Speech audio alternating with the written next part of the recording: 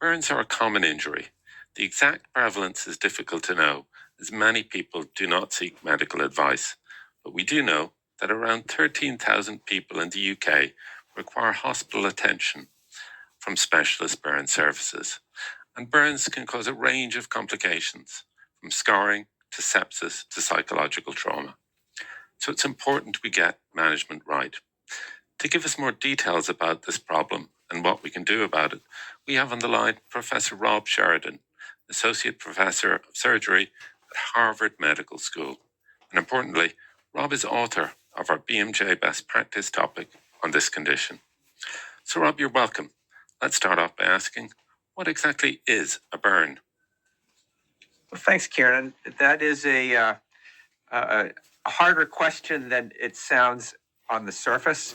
I think we all know common burns, skull burns, electrical burns, but burn units have expanded a bit over the years. And so there's a lot of soft tissue injuries, cold injuries that work their way into burn units. But the traditional burn is it just anything hot that comes to the skin and that exceeds the skin's ability to dissipate heat, can injure it to a variable degree. And the depth of that injury, the severity of that injury is both depth and size dependent. And as you know, the depth varies between first, second, third degree, fourth degree being sort of under the skin into the muscle and bone. Okay, fantastic, great. Let's start off with the most common question. How do you actually make the diagnosis? Well, typically we talk to our patients and their families in the emergency department setting. I get a history. It's mostly about history. And then a physical exam confirms the history. There are times when there's when those two things, your historical findings and your physical findings, don't synchronize very well, and that makes you worry about what actually happened. But typically, the history and the physical exam are very much in sync, and you can make that diagnosis. Okay, yeah. So you said something interesting there about finding out what exactly happened. Do you mean that people sometimes might not be honest, patients or carers, about what exactly happened? No, I think that happens, but I think more commonly, nobody gets burned on purpose, and there's usually a lapse of attention, or in the case of a little child, a lapse of supervision, and things happen fast, and then you suddenly realize something's happened, and nobody knows often exactly what did happen. And that's true of workplace injuries, electrocutions. It's very common where nobody really knows exactly how it happened. And sometimes you never find out, but you have to use your physical exam to supplement the lapses in history. Okay, thank you. And just getting into electrical burns, any particular things about making the diagnosis or assessing electrical burns, I wonder? Sure. The injury severity depends on the voltage involved, and also the quality of the contact and the quality of the electrical quality of the contact. And so, and they vary from a low voltage household current injury, a little child sticking a key in the outlet. With relatively poor contact to dry skin between the metal and the dry skin, um, through a much more severe injury where you have a high industrial voltage or a transmission voltage, and a worker with a good contact to sweaty hands, and their body being near a grounding source, so the current can really traverse with a high degree of energy and a high degree of destructiveness. So there really is quite a spectrum of electrical injuries. Okay, and same question related to skulls. I wonder, is there any particular things you should look out for when assessing or diagnosing skulls? I think the things that come to mind in history are the strong relationship between the duration of contact and the temperature of the liquid, as well as the heat carrying capacity of the liquid. Boiling grease carries much more energy than boiling water. And so those points of history will help you interpret your physical exam. The problem with the physical exam is that the injury appearance changes over time, quite dramatically often. And it's an old saw that burns are always overestimated in size and underestimated in depth on initial exam. And that's still true today. And the overestimation in size is understandable in the light of the moment and in the sort of confusion sometimes. The change in depth with time worsening is really physiologic, where there is ongoing microvascular thrombosis and tissues that have been killed by heat don't look dead right away sometimes. And so if you look at a burn 3 days later, a scald burn particularly, it usually looks quite a bit worse at the later exams. Okay, thank you. And perhaps another old saw is steam burns are worse than water burns. Is there anything to that? Yeah, I think it's physics is to it. The steam just carries more heat. And especially steam under pressure. Steam under pressure will drive a lot of machinery, turbines, marine engines, and that when that pressure is released, there's enormous amount of energy carried in that pressurized steam. That's why it's used in that way, and it can really cause terrible injuries. Okay, thank you. And what about any tests used to make the diagnosis, or are any tests needed? Burns is still a relatively simple diagnostic algorithm based on history and physical exam in the vast majority of cases. And last questions related to diagnosis is pitfalls in diagnosis, other than the ones you've already outlined for us, Rob. Let's see, pitfalls in diagnosis. I guess what I would say is, in terms of history, sometimes frequently the story is confused up front. And sometimes people will latch on to one possible story as the story. And it turns out that wasn't what happened. And so, having a little bit of healthy skepticism in the early hours as you try and sort out exactly what happened is useful to keep you an open mind to later information. As far as physical exam, it's what you discussed. The fact that the burns frequently change in appearance and depth. The other trap is as you get into bigger burns, you can get into called compartment syndromes that are very easy to miss. You have a writhing patient in a lot of pain. It's easy to miss a compartment syndrome related to a very deep burn of the leg or forearm, for example, or an electrical injury.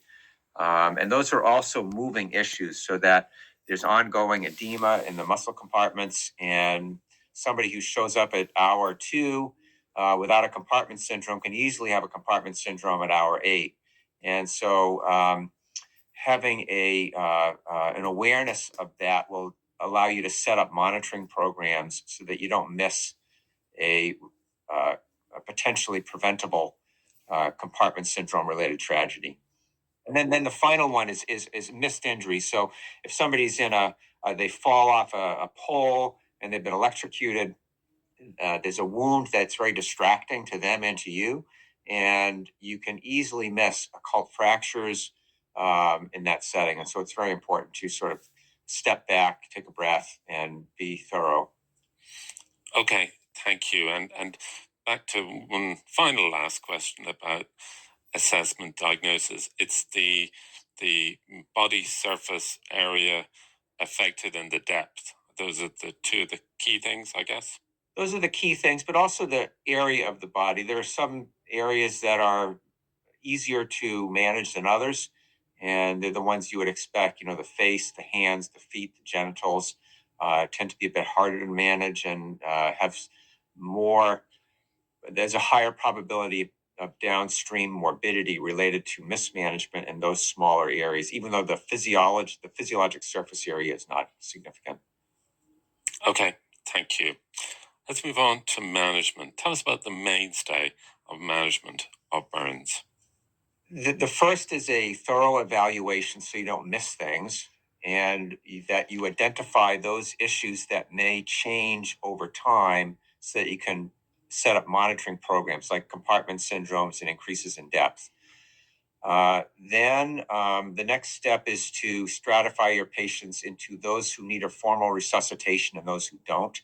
Small burns, 15% or less, perhaps 20% or less, frequently can be managed with maintenance fluid and 150% of maintenance fluid and just monitoring for status of hydration. As the burns get larger, there's a sort of a still cryptic physiology of edema and leaky capillaries and distant tissues and uninjured tissues. And so setting up a formal resuscitation for that setting is important. The and we could talk about fluid resuscitation down the road, I guess. And then just being aware that missed injuries is common in a burn scenario, and so you want to take a step back, look at the mechanism, look at what you don't know about the mechanism, and then do a very thoughtful evaluation for other non-burn injuries. Okay, thank you. And just to get back to the less than 15% and fluids required, oral fluids would be enough for most of those patients? Very frequently, oral fluids are enough. There are times, especially in little children who they just don't feel well, they won't drink, and then you need to address that issue with nasogastric or IV fluids. But the majority can be handled that way, yes. Okay, great. So let's get on to the severe burns. First of all, focusing on the fluids. Tell us about calculating fluid requirements and things like that, or at least the principles of it. I guess the principles are there's a host of named burn resuscitation formulas, none of which agree with each other, basically. And that speaks to the fact that no single patient is entirely predictable, and you need to start with whatever resuscitation formula you're comfortable with, and then monitor them at least hourly for response to that resuscitation, and then adjust your resuscitation accordingly, looking at predetermined endpoints of resuscitation. What is their distal perfusion, pulse, urine output, base deficit, etc. As the burns get larger, the morbidity of a low quality resuscitation gets significantly more, both on the over resuscitation side and the under resuscitation side. So making sure you're really diligent in your monitoring is important in adjusting. And the other piece to that is the emerging role of colloid in burn resuscitation over the recent years. When resuscitation formulas were first developed, it really wasn't a part of resuscitation formulas for a variety of reasons, and now it's become, I think, apparent that colloid plays a very healthy role in resuscitation, especially of large burns. Okay, thank you. And moving on to treatment of the actual burn itself, talk us through first degree burn. Well, first degree burns, sunburn, general cleanliness, maybe a little skin moisturizer, that usually will suffice. Okay, great. Second degree? Well, second degree burns, they have a variety of depths, if you will, in terms of, and the depth is not really the thickness of the burn, but the health of the remnant, how many hair follicles, sweat glands, how much dermis is left, and your burn will heal depending on the health of that remnant. How you manage it is becoming bewildering with large numbers of membranes and dressings and salves and ointments. The principles are to prevent desiccation, reduce superinfection. You can't prevent entirely colonization with normal flora, but to decrease the growth of large numbers of bacteria and prevent desiccation, and then provide pain control. And there's a lot of different ways of doing that. Okay, thank you. And sticking with first or second degree burns, running under cold water is still a Cooling is a viable treatment option if it can happen right away. And you want to be careful of overcooling. In other words, you don't want to freeze people. And you don't want to create hypothermia. But if you witness a scald injury and you can run that burned hand under cool water or lukewarm water, that appears to be helpful. Okay, thank you. And what about things like tetanus? When would you think about that? Burns can be tetanus-prone wounds, and part of the initial trauma screen would be assessing tetanus status, and if there's a question, immunizing. And if there's a big question and a bigger wound, active immunization would be part of that. Okay, thank you. And once again, sticking with first degree and second degree, and we'll hopefully get on to third degree in a second. But for first degree and second degree, antibiotics, I wonder? It used to be done routinely based on the real fear of group A strep colonization causing cellulitis and systemic infection. Golly, I would guess probably almost 30 years ago, a study was done here where we did 300 kids with antibiotics, 300 kids without antibiotics. And we found that the incidence of cellulitis was the same in both groups, but the kids we gave the antibiotics to had more diarrhea and rashes. And so that practice for the typical small burn has fallen by the wayside. Okay, thank you. And if antibiotics are required, is it usually oral or topical, or does it depend? It depends. If someone comes in, the typical burn cellulitis between day 3 and day 5 with a lymphangitis and a high fever and a rapidly spreading erythema, those patients really should be treated with intravenous antibiotics to start. If it is someone with a larger injury and they have pseudomonas in their wound and they're toxic, they really should be treated intravenously. Patients with small burns who are living in well-monitored settings and have supportive caregivers and are not toxic or particularly febrile with their early cellulitis can be treated orally. Okay, thank you. And the last question about kind of first and second degree. Pain, you mentioned pain management. Tell us more about that, please. Well, it does hurt, as we all know from our personal experience, and we try very hard to use wound management to facilitate pain control rather than exclusively narcotics, and with, I think, significant success. A wound that is occluded and moist tends not to hurt very much. And that can be done through wound management and dressings, choice of dressings. Some patients will need oral pain medicine or parenteral if the wounds get bigger. And I think having a sensitivity to everyone's individual experience and what you can do with dressings will help you minimize the use of narcotics. Okay, thank you. And I just left third degree burns to the last because I'm guessing they mean specialist referral. Is that broadly correct, or? Yeah, I think it's broadly correct. If you have a third degree burn implies that it's all the way through the skin. There's no dermal elements left. It therefore can't heal from below like most burns do. It has to either heal from the sides or heal by contraction and deformity or not heal. And so a specialty consultation, I think, is reasonable in those settings. If the wound is very small, a end of a cigarette, that kind of thing, then they typically will heal by contraction without significant deformity, maybe a little punctate scarring. As the burns get bigger, there are two issues. The first issue is actually, there's three issues. The first issue is that those are the burns that tend not to be elastic. All the dermal elasticity is gone. And so if there's edema beneath that thick, non-elastic eschar, you're more likely to get compartment syndromes that need relief early. And so monitoring for that setting and performing the escharotomies or fasciotomies is important.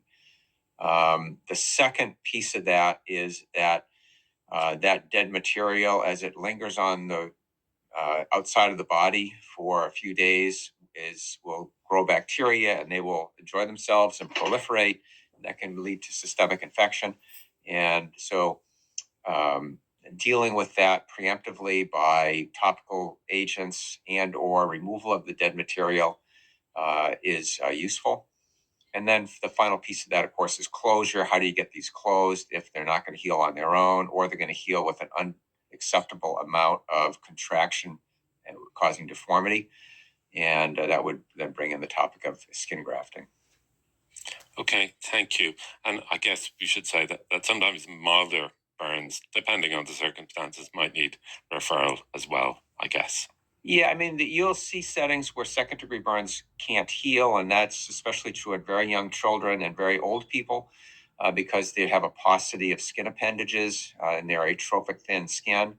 It's more common in areas where the skin is innately thinner. The upper back is very thick skin, and the upper inner thigh or upper inner arm is very thin skin, and the disparity in healing of the same burn in those two areas is striking. Okay, thank you. Tell us about pitfalls in management, ones we haven't mentioned already. We may have mentioned them all already. No, I think that you've brought out the typical pitfalls for the smaller injuries. As the burns get bigger, and as the burns get deeper, you do get into issues with inaccuracy of your wound assessment being more problematic in that if you overestimate the depth of the injury and overexcise it, you've caused unnecessary morbidity. If you underestimate it and don't remove the dead tissue, you have set the stage for sepsis. And you can recover from sepsis in that setting, but as the burns get bigger, it gets harder to do that. And so inaccuracy in your wound assessment, I think, becomes more of an issue and more of a trap as time passes. Okay, thank you. Last few questions. Anything that we've missed? What other questions do you get asked about burns that I haven't asked you? Well, I guess what I would say, first of all, is how do you remove the dead tissue, once you've identified it? And that is done by Mother Nature slowly by liquefaction and separation over a few weeks. It's done by surgeons in recent decades by layered excision. And the